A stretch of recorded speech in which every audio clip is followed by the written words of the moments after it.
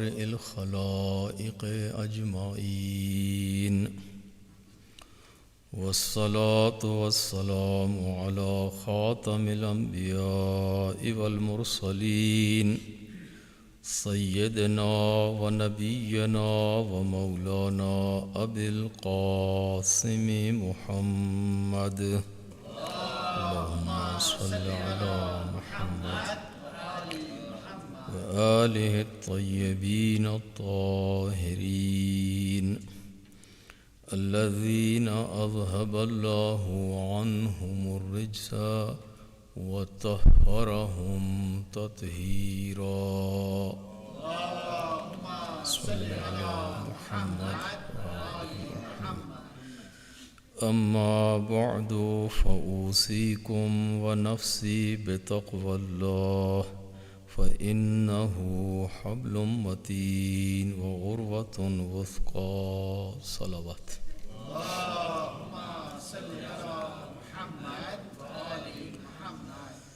Dear brothers and sisters in Iman, first of all I advise myself for taqwa and parhizgari and piety, and then I advise all of you for the same. Each one of us, young or old, men or women, are supposed to attain taqwa. Taqwa is translated in English as piety. Each one of us need to have piety in our character. We need to be pious and pure and careful when we speak, when we talk, when we engage in conversations with one another. We should always avoid from using the curse words or from the abusive language or the bad words. A Muslim is not supposed to utter a word which is dirty or bad or abusive. So, since today, I think due to the camp, many of these young boys and girls are sitting also here in Khutbah Jumma.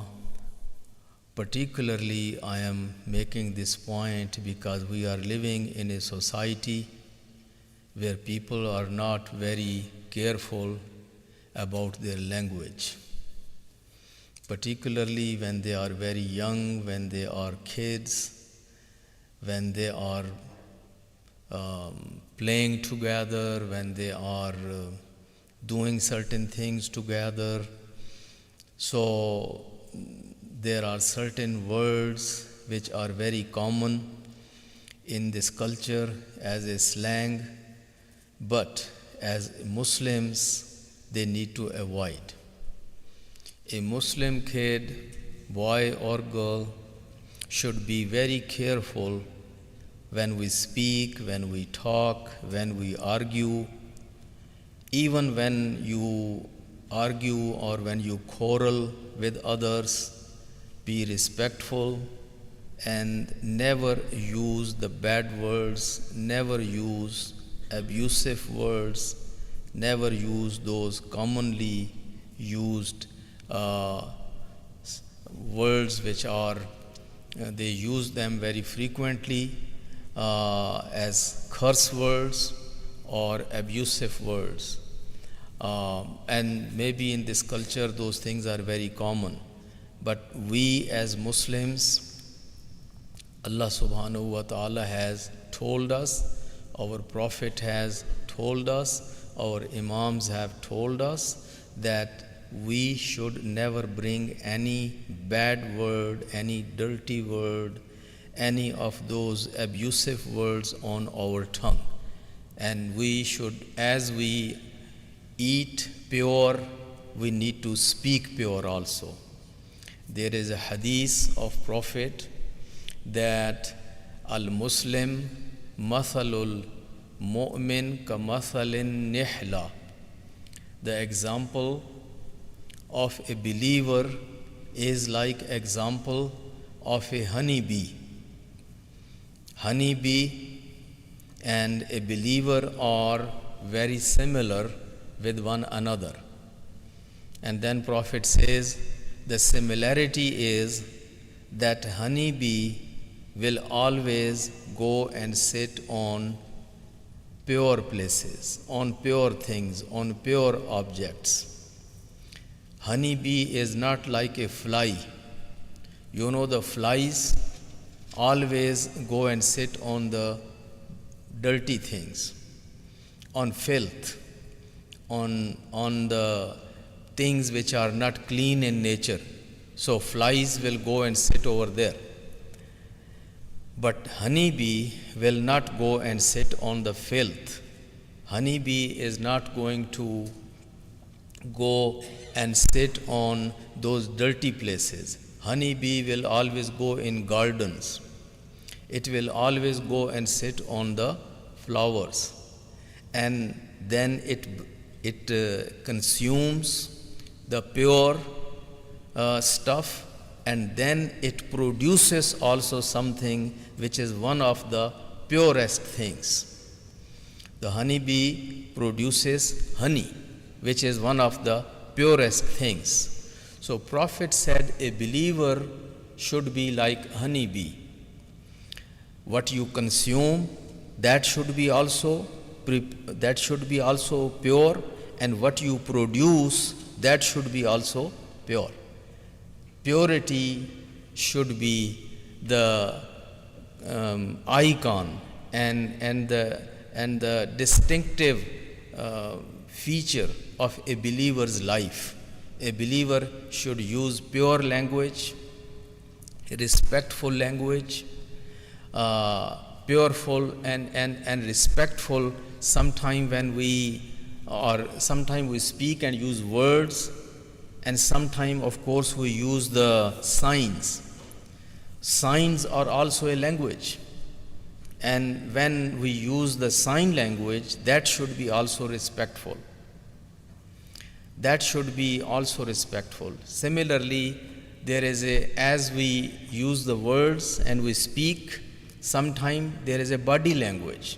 That body language of a believer is also supposed to be positive, humble, and respectful. So Islam teaches us to be respectful with our people around us. Now, those can be Muslim, those can be non-Muslims, those can be people of our own age, those can be younger than us, those can be older than us, but we always need to be respectful. So respect is part of our religion. Purity is part of our religion.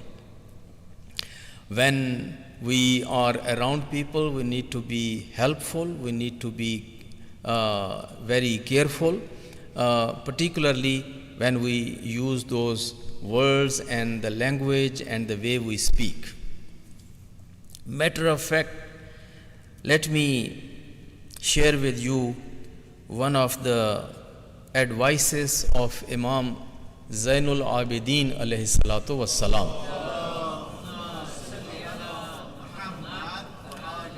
A very beautiful advice. You know, our Prophet had a grandson. Imam Hussain alayhi salatu wassalam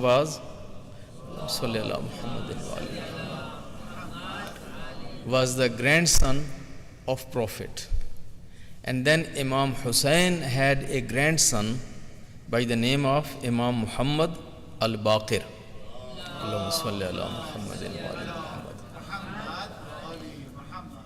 When one of these Umayyi Khalifas, whose name was Umar bin Abdul Aziz, when Umar bin Abdul Aziz came in office and he became the ruler of the time, he invited Imam Muhammad al-Baqir alayhi salatu wassalam to seek his advice and to consult him that how he can be a good ruler for the Muslim community.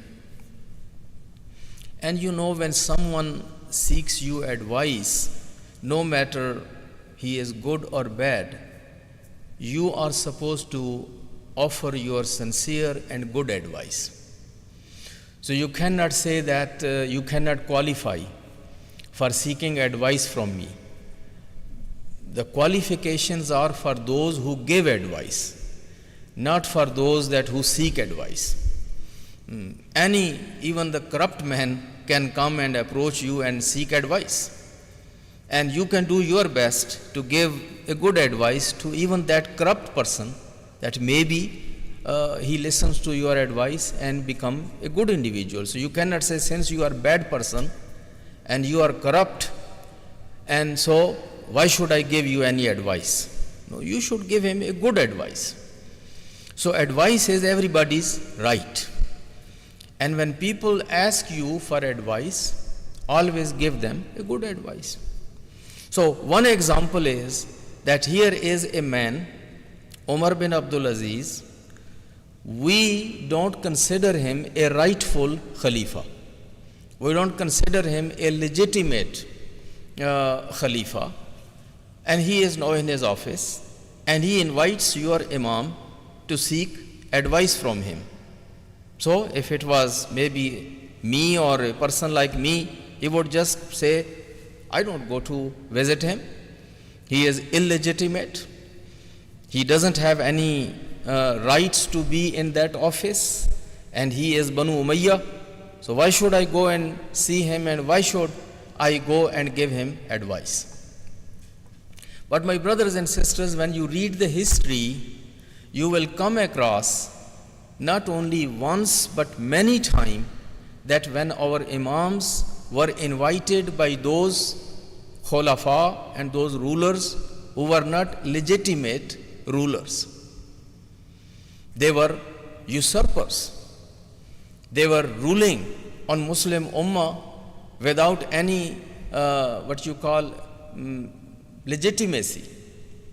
But they summoned our Imams, they summoned them, they invited them, or they called them, or they asked them to come and meet them.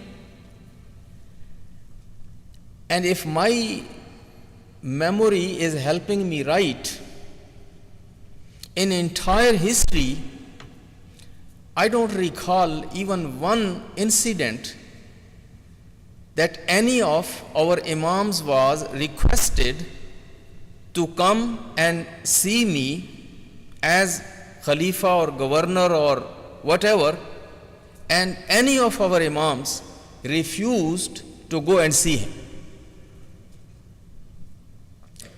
Sometimes it becomes very disturbing for our regular people who are not familiar with our books and with the history. When they read these kind of history and these kind of incidents, they get disturbed. Why did Imam go to see him? If this man would invite me, I wouldn't go to see him. And why did Imam go to see him? And you will be more disturbed that when Imams used those expressions of greetings or talking to those governors or those Khalifas, sometime calling them even Ya Amir al-Mu'mineen. Whether our Imams called them or not, that's a different debate, but that is what is written in our books. So maybe this was the custom, this was the protocol. And Imams couldn't avoid that. So Imam didn't believe that they were Amirul Mu'mineen. But you know, in our faith there is a taqiyya. And sometimes there are certain things which are just like part of the daily customs. And the word Amirul Mu'mineen had no value and no respect in that time in eyes of, for example, these people. Everyone was Amirul Mu'mineen. But I'm just giving you one little example, that when you read and I'm talking about Shia books, I'm not talking about Sunni books. Our own Shia books, that your Imam is invited by a ruler of Banu Umayyah or Banu Abbas. And Imam alayhi salatu wasalam, instead of rejecting the invitation and saying that you are illegitimate ruler and you are a usurper and you are ghasib and you are zalim and you are this and you are that, so I'm not gonna come to see you. You will not produce even one incident of that nature.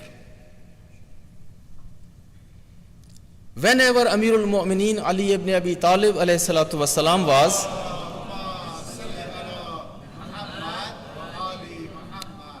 called for help by Abu Bakr, Umar or Usman, you have heard all those stories in your majalis. Ya Ali, we need your help. Ya Ali, here is a case. Here is something. Now, we need your help. How should we decide about it? Do you remember any hadith from Prophet? Do you know anything from Quran which can help us to deal with this issue? There are many occasions where Amirul Mu'mineen went to help Abu Bakr, Umar, Usman in their time of their ruling time, in their time of government. And we always, with pride, talk about those issues and those incidents. And we always mention, you will not produce one incident that even these three people, that they called Imam Ali, and Imam Ali said, no, I'm not going to come. I don't like to see you. I don't want to come. So, if Imam went there, he didn't go there because he loved them, or really he respected them, or he accepted them. No, that was not the case. Imam alayhi salatu wasalam never accepted them as legitimate rulers. But Imam alayhi salatu wasalam knew that when someone calls you to seek advice from you and seeks help from you, you need to go ahead and do your job. You need to give advice. And you need to give good advice. There is another incident. No, al-kalam yajurul kalam. When you talk on any topic, there are so many issues which keep coming in mind. When the news of death of Muawiyah came in Medina, the governor of Medina, he sent 3 people to go and call Hussein ibn Ali, Abdullah bin Umar and Abdullah bin Zubair. Go and call them, tell them governor is calling you and please come and meet the governor at governor house. You know, out of these 3 people, only one was there that who responded to this call. Abdullah bin Zubair didn't go to see the governor. Abdullah bin Umar, he didn't go that time. The man who went to see governor, that was Imam Hussein ibn Ali alayhi salatu wassalam.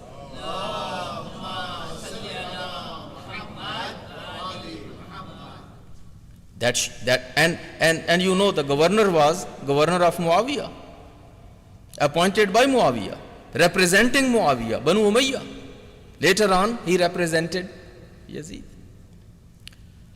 So Imam alayhi salatu, the point is, Ahlul Bayt never refused to meet or to talk or to have a conversation or to give advice.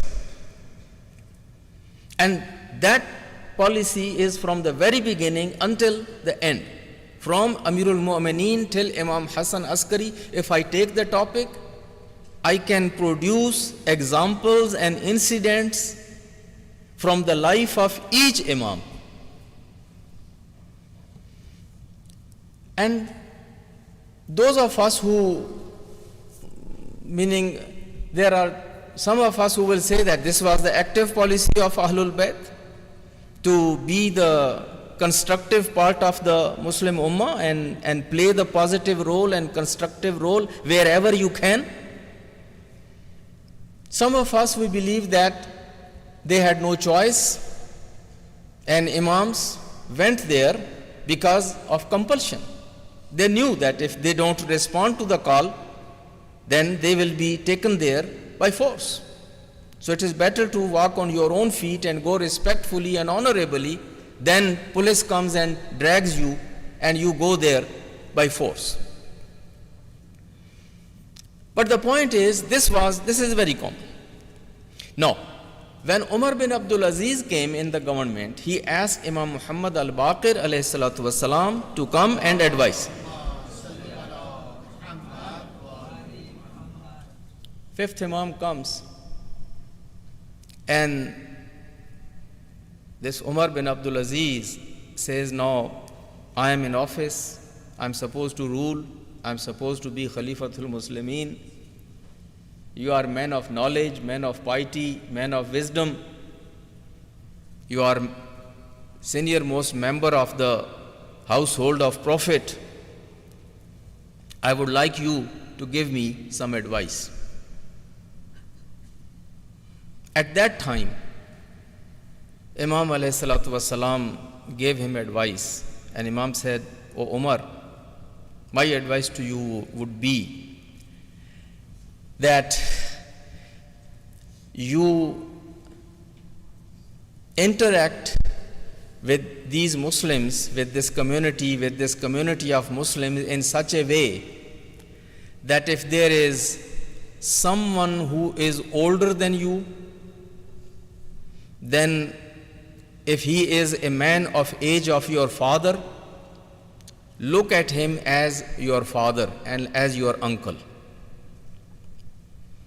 If there is someone who is a man of your own age, look at him as your brother. If there is someone who is younger than you and is of the age of your son, look at him as your son or as your nephew. Deal with everyone in the community as they are your sons, or they are your brothers, or they are your uncles. So be respectful to them and give them full respect, and consider that everyone belongs to you.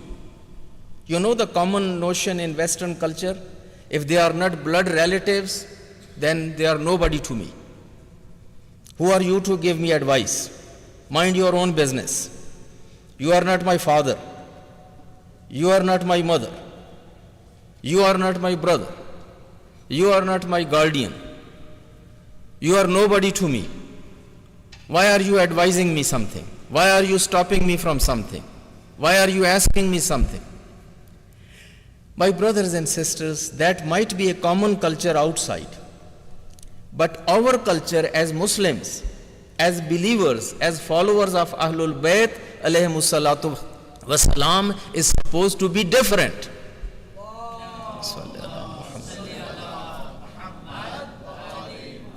Everyone belongs to everyone. Quran says, innamal mu'minuna ikhwa. You are all brothers in faith. We are all brothers and sisters. We are all one family. We all belong to one another. And then according to advice of our fifth Imam, so when you come across with any individual, see, someone is of the age of your father, consider him immediately uncle, or if someone is of the age of your mother and she is lady, she is just like your aunt. Anyone of the age of your brother and sister or of your own age should be your brother or sister. And if you are elderly and old enough and this is young individual, consider him as your son or as your daughter. And then behave with them as you are behaving with your own daughters, with your own sons, with your own brothers, with your own sisters, with your own parents, with your own fathers, with your own mothers. In Muslim community, everyone is supposed to be respectful and giving the full respect to elderly, because they are elderly, they are of the age of our grandfathers, our grandmothers. So you don't have only one grandpa or only one grandmother that you should be all running around and taking care of them and giving them their stick and giving them their chair and helping them. You need to be looking at every man of the age of your grandfather as your own grandfather. Every lady in the age of your grandmother should be just like your own grandmother. Similarly, all those people of the age of your father, those are your uncles. Those ladies in the age of your mother, they are like your aunts or aunties, brothers and sisters. So this is how we are supposed to be one family, my brothers and sisters. This is how Allah wants us to be. This is how our Prophet wants us to be. This is how Ahlul Bayt want us to be. People of respect, people of values, people of great respect for one another, and considering and including everyone. There is no class system in Islam that since I am professional and I am wealthy, so then I am only maybe friend with those that who come from the same economic class or social class, and I have nothing to do with this blue collar people. No, these white collars and blue collars are Western expressions. We don't have those expressions in Islam. Similarly, whether I come from this country or I come from that country, I come from this district or I come from that district, I speak this language or I speak that language, these are not the standards in Islam. We are all same and one. We all belong to one another. And my brothers and sisters, this is also one of the lessons of Karbala. This is also one of the lessons of Karbala. Every year we get together, people of all ages, people of all backgrounds. We come and sit next to each other, shoulder to shoulder. We sit, we listen, we stand up, we do matam together. We eat tabarruk together. We are all doing this azadari together as a family, as a community.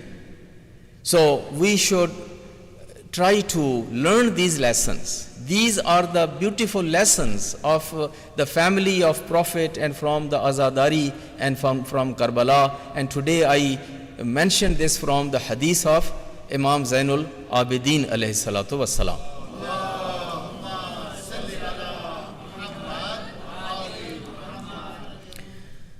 أعوذ بالله من الشيطان الرجيم بسم الله الرحمن الرحيم والعصر إن الإنسان لفي خسر إلا الذين آمنوا وعملوا الصالحات وتواصوا بالحق وتواصوا بالصبر.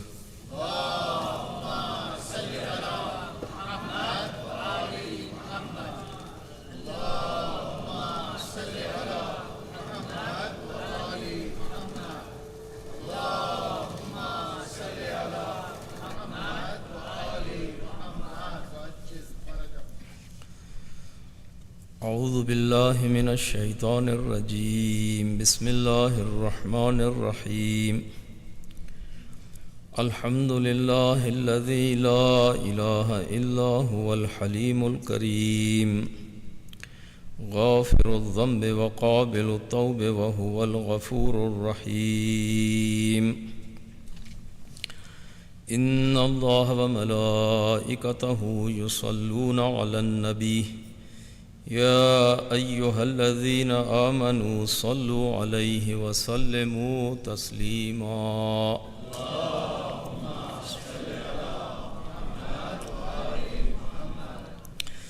Dear brothers and sisters in Iman, in the second khutbah, again I advise myself for taqwa, parhezgari and piety, and then I advise all of you for the same. I don't have any time in hand, but my brothers and sisters, what's going on in our world and what's going on with those millions of young children who are starving and dying because of hunger, because of all those diseases, makes it wajib on you, obligatory on you to mention that and to draw your attention to that. Sometime when you think about what is going on, what is happening, and how helpless we are, and sometime because it is happening every day, we begin thinking that it's a routine, this is something which is happening and is happening every day, so it's okay. Or if it's not okay, at least we can't do anything, so when we can't do anything, so don't talk about it, don't think about it. That makes us really guilty. We are living the life of guilt. It truly makes us guilty. When you read Quran, then you become more guilty. When you come across with those ayat where Allah is challenging those believers that why you are sitting still and you are not going out to help those who are being oppressed. Quran says, why are you sitting still? Why you don't go out and help those who are being oppressed? So those kind of ayat. And then there are other ayat, and then there are other ahadith. Imam Zainul Abidin alayhi salatu wassalam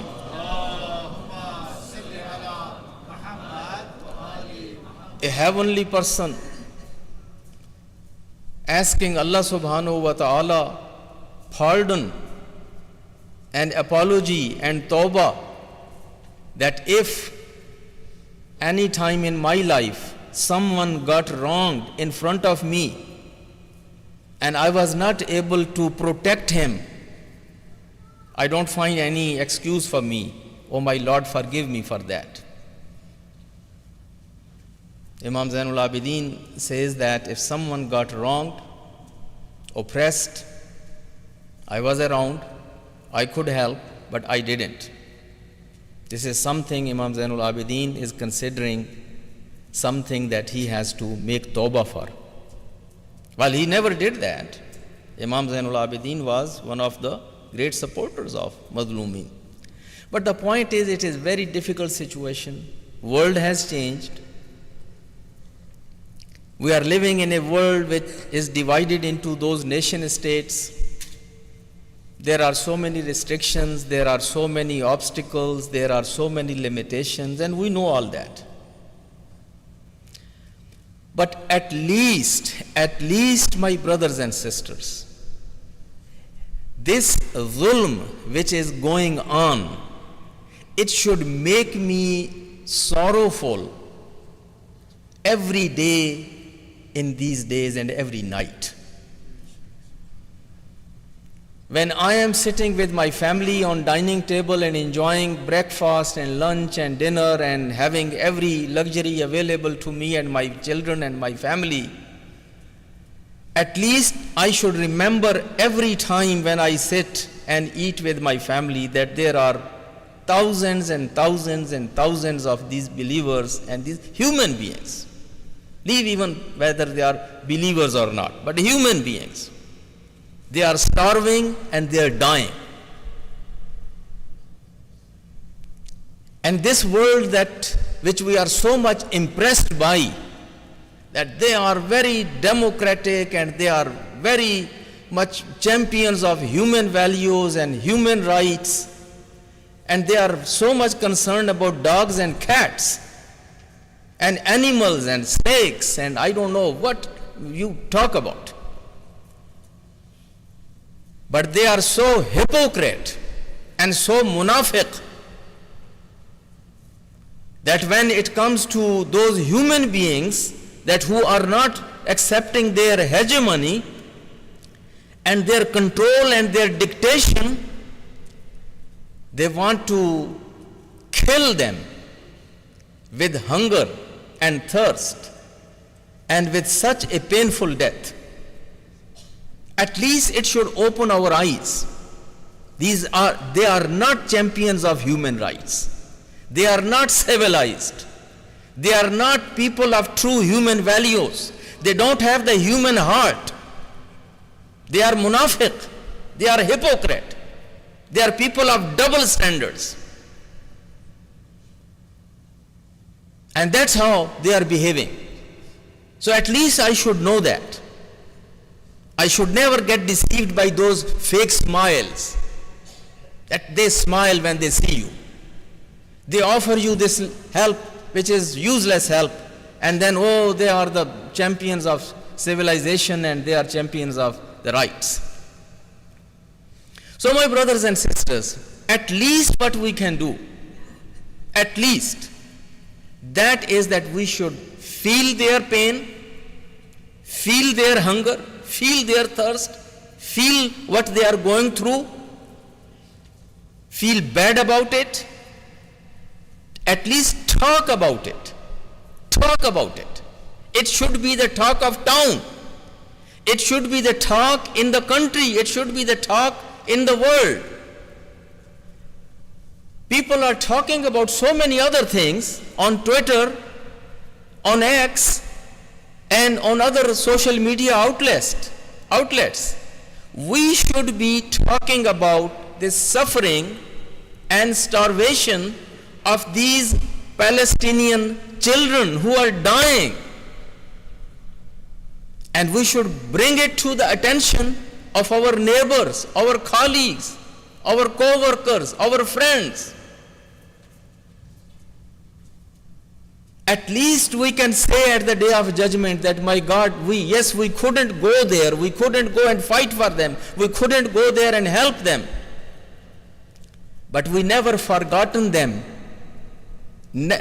Never passed a day in our life that we had not thought about them.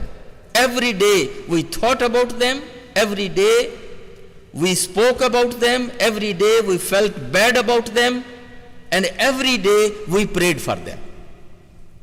That is at least something we should have it. The problem is that this news, since it is everyday news and these things are happening every day, we are becoming insensitive. We are also taking it as routine. We are also looking on the other side. If this was happening with your immediate relatives somewhere in any other country, do you think you will take it as a routine? You would say, oh, that nothing can be done, so now I should not worry about it. I should not have any feelings about it. I should never talk about it. I should never think about it. Your relatives in Pakistan, your relatives in India, your relatives in Iraq, your relatives in Iran, your relatives in Africa, if they were going through a tragedy like this, then you would say that since I cannot do anything, so what? Shrug your shoulders. Put your head in your knees. But my brothers and sisters, at least it should be every day on our mind, in our heart. We should feel the grief, we should feel sadness, we should be sorrowful. We should talk about them wherever we can talk. We should write about them, we should draw about them. We should speak about them. Those who know the poetry, they should write poetry. Those who are good in writing, they should write. Those who are good in drawing, they should draw. And at least bring it to the attention of masses. Masses are still not bad. My brothers and sisters, masses are still not bad. These are certain lobbies, these are certain groups that who are that much corrupt. But the common masses in this country or in Europe or in other parts of the world, they are not that bad. If you reach them out, if you tell them, if you draw their attention, they will respond. They will talk about it. They will join you. So, from some time I had not spoken about this in my second khutbah, and I was feeling guilty. Truly I was feeling guilty. And so all of us should have these feelings, these sentiments, and try whatever we can do. Of course, meaning our choices are very limited. We can only feel, and we can only pray, and when we can only talk. But at least we should do that. Recite salawat.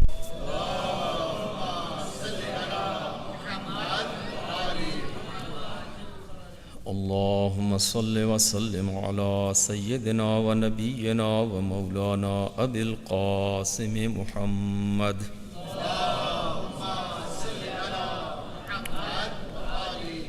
وعلى أمير المؤمنين وإمام المتقين علي بن أبي طالب